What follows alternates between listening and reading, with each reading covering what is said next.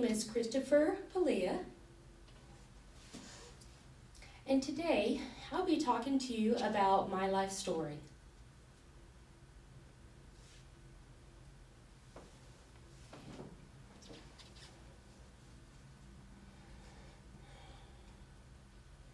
I was born in Sacramento, California. It was a beautiful city, the most beautiful city in California. It's the capital. In 1968. My biological mother was unable to care for me. She was a young mom and was unsure about what she should do and experienced a lot of stress. And her family encouraged her to give the baby up for adoption. She didn't really want to, but was unsure about what she should do. And so her mother, my biological grandmother,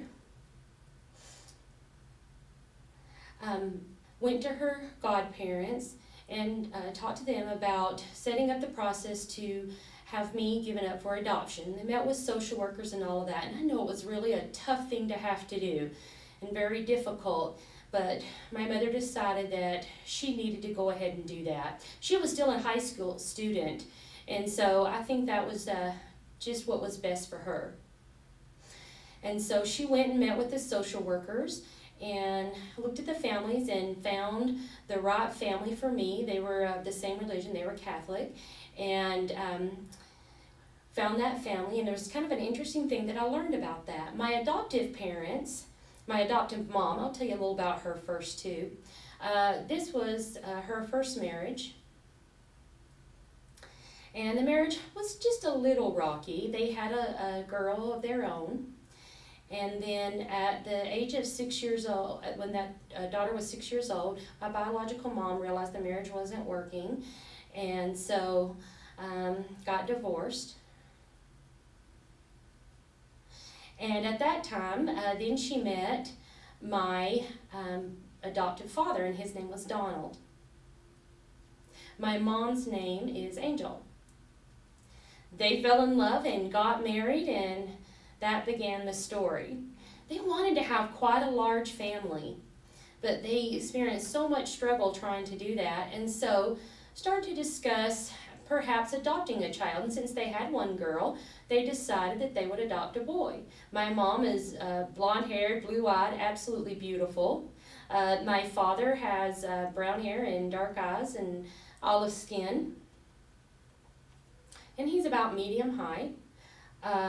The daughter that they had, Stacy, is blonde-haired, blue-eyed, much like her mother. And so the parents talked about it, and they decided they wanted to try to adopt a baby that looked more like my father, since the sister looked like her mom. And so they went to where many hospitals are, and they have babies that are sitting there in their cribs ready for adoption. That's the way things were.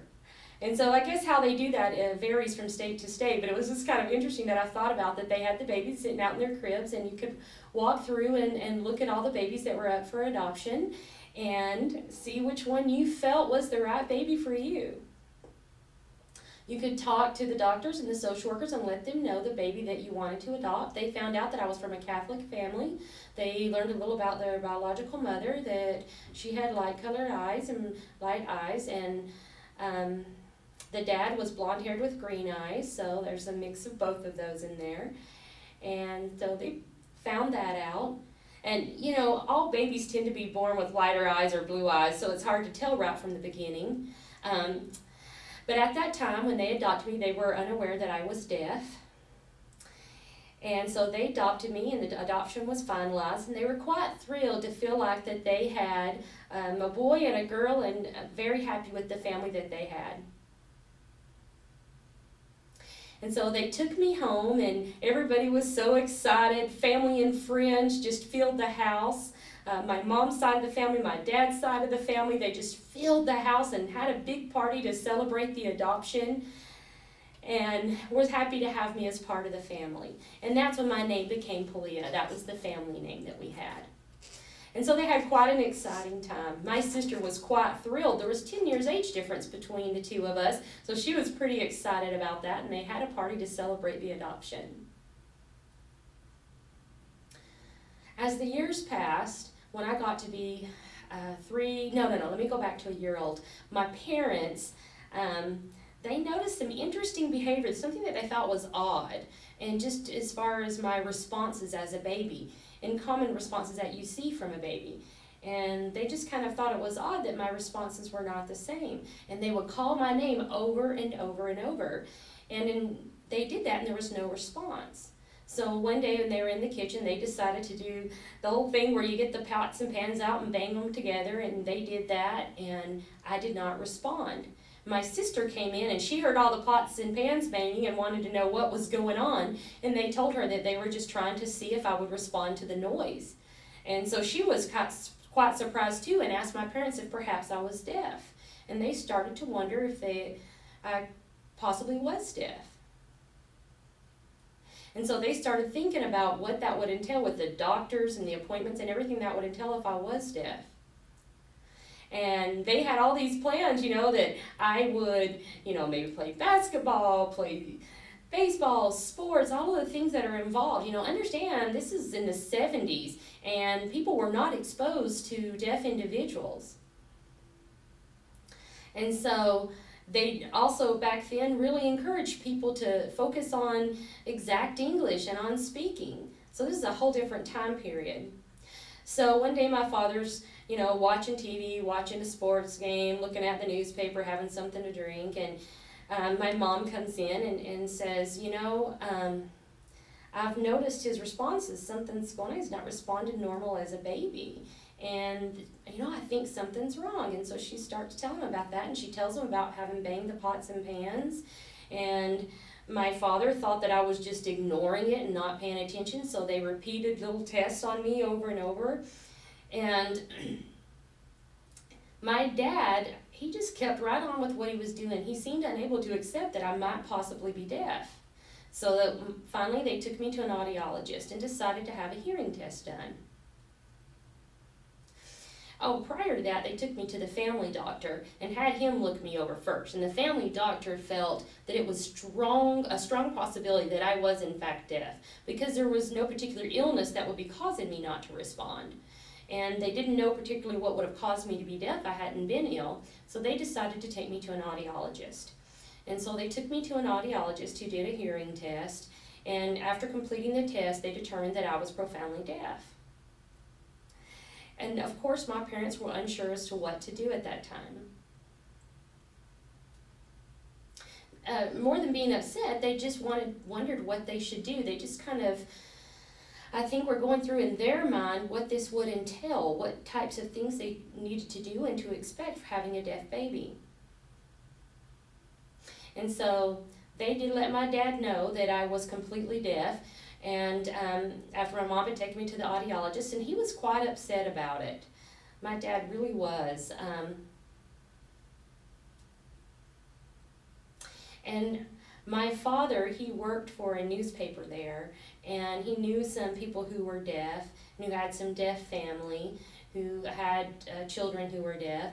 And so he went and talked to those individuals. And they told him, there are lots of deaf people here in Sacramento and nationwide. My father was really surprised to find out about that. But he had never heard about that, and so he tried to learn, and they taught him how to finger spell and a few things like that, and taught him how to use sign language. Of course, it wasn't American Sign Language. They taught him signed exact English, but they taught him about that. They told him about, deaf education, and that, your kid can still go to college and use sign language, and that was quite a relief to him, because prior to that he kind of thought that I would have no life, that life was over for me. So it was quite a relief for him to find that out.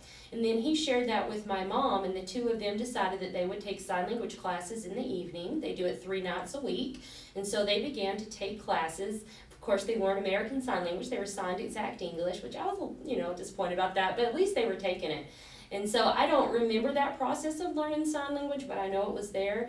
At the age of 3, my parents got a divorce, and I just remember that the two of them were suddenly apart, because I'd used to the 4 of us always being together, and with just the family, our pets, and all of that, and I was really happy, and that's all I remembered. And then all of a sudden, Mom and Dad wasn't together anymore, and they weren't living together. They were apart. that was a little difficult for me. And so my dad said that he wanted me to live with him, but my mom wanted me with her. And so this whole custody issue started with my parents fighting over who would be allowed to keep me. You know, my mom, having her first marriage, been able to take the daughter, had experienced that, but now they fought over who wanted to be able to have me live with them. And so that became quite an issue.